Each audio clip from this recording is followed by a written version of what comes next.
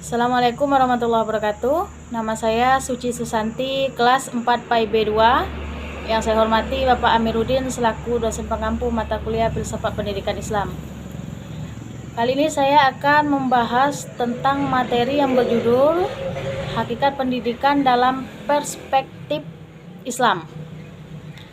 Di sini dijelaskan bahwa pendidikan merupakan usaha sadar diri manusia menuju sebuah proses memanusiakan manusia. Nah, pendidik sebagai pelaku dalam pendidikan sangat menentukan posisi strategisnya dalam mencapai cita-cita bangsa dan mencerdaskan kehidupan bangsa. Sebagai bangsa yang berketuhanan, perlu mengkaji hakikat pendidikan maupun peserta pendidikan dalam Islam. Pendidik Islam berasal dari kata murabbi, robba yurabbi, yang memiliki makna khusus. Ada 3 makna yang bisa diambil dari istilah tersebut, yaitu menggali potensi peserta didik, merawat dan melindunginya.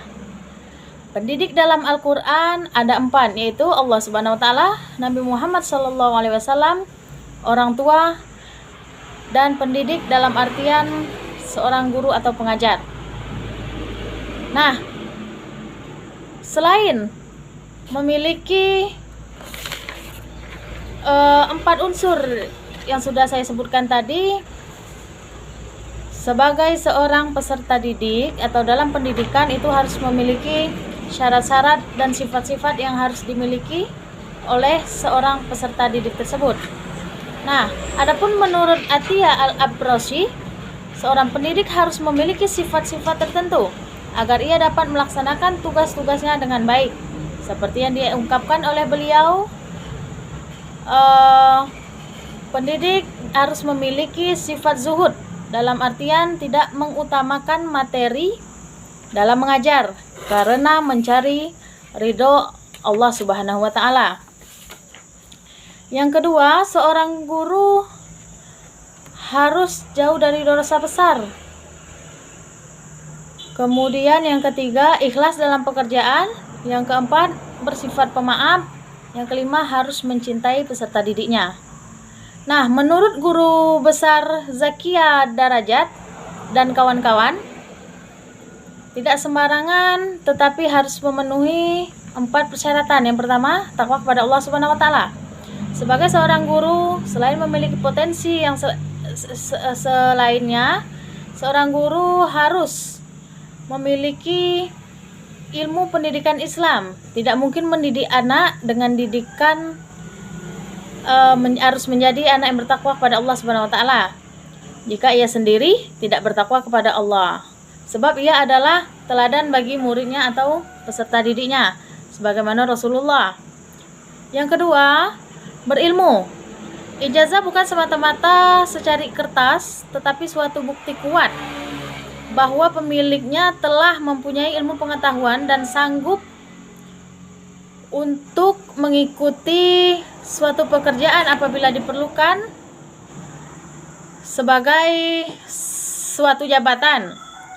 Guru pun harus mempunyai ijazah agar ia diperbolehkan mengajar, kecuali dalam keadaan darurat. Contoh, jumlah anak didik sangat meningkat, sedangkan jumlah gurunya tidak mencukupi, maka terpaksa menyimpang untuk sementara waktu dengan tujuan tertentu. Nah, yang ketiga, seorang pendidik harus sehat jasmani. Maksudnya di sini adalah kesehatan jasmani kerap kali dijadikan salah satu syarat bagi mereka yang melamar untuk menjadi seorang guru. Guru yang mengidap penyakit menular, umpamanya, sangat membahayakan kesehatan anak-anak. Di samping itu, guru yang berpenyakitan tidak akan mampu dan bergairah untuk mengajar. Selanjutnya, selain memiliki kesehatan jasmani, seorang pendidik harus berkelakuan baik. Nah, ini sangat menjadi penunjang bagi seorang peserta didik di dalam melaksanakan proses pembelajaran setiap harinya. Karena budi pekerti merupakan suatu hal yang sangat penting dalam pendidikan, karena nanti akan menentukan watak bagi anak didik. Guru harus menjadi teladan karena anak-anak bersifat suka meniru. Nah, di antara tujuan pendidikan yaitu membentuk akhlak yang mulia. Ini menjadi poin yang utama dalam terbentuknya suatu proses pembelajaran. Akhlak mulia dalam ilmu pendidikan Islam adalah akhlak yang sesuai dengan ajaran Islam. Seperti yang telah dicontohkan oleh Nabi Muhammad SAW, guru harus memiliki sifat sabar, tenang, adil, serta manusiawi. Nah, selain daripada syarat-syarat itu, seorang guru juga harus memiliki tanggung jawab dan tugas pendidik. Di antaranya adalah minimal seorang pendidik harus memiliki 8 adab atau karakter dalam menjalankan suatu proses pembelajaran. Yang pertama itu, seorang pendidik harus sayang kepada muridnya sebagaimana ia menyayangi anaknya. Kemudian mengikuti akhlak dan teladan Nabi Muhammad SAW, karena itu sangat berpengaruh bagi anak-anak. Yang ketiga, membimbing murid secara penuh, baik dalam cara belajar maupun dalam menentukan urutan pembelajaran. Kemudian menasihati murid agar senantiasa berakhlak baik. Ia harus memulai menasehat diri sendiri.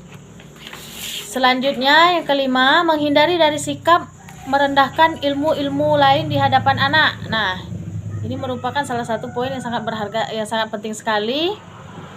Karena apa? Karena nanti apabila kita membandingkan dengan yang lain, akan timbul kecemburuan terhadap anak atau peserta didik. Yang keenam, menjaga agar materi yang diajarkan sesuai dengan tingkat kematangan dan daya tangkap muridnya. Tidak boleh memberikan pelajaran yang belum terjangkau oleh potensi atau akal anak didiknya. Yang ketujuh, memilihkan mata pelajaran yang sesuai untuk anak-anak yang kurang pandai atau bodoh. Diajarkan masih banyak rahasia yang hanya ia sendiri mengetahui. Nah, yang kedelapan, mengamalkan ilmunya serta perkataan tidak boleh berlawanan dengan realitas zahir perbuatannya. Sebab jika demikian, halnya murid-murid tidak akan hormat kepada guru tersebut. Nah, mungkin hanya inilah dapat saya sampaikan. Semoga apa yang saya sampaikan dapat bermanfaat. Terima kasih atas segala perhatian. Saya akhiri. Wassalamualaikum warahmatullahi wabarakatuh.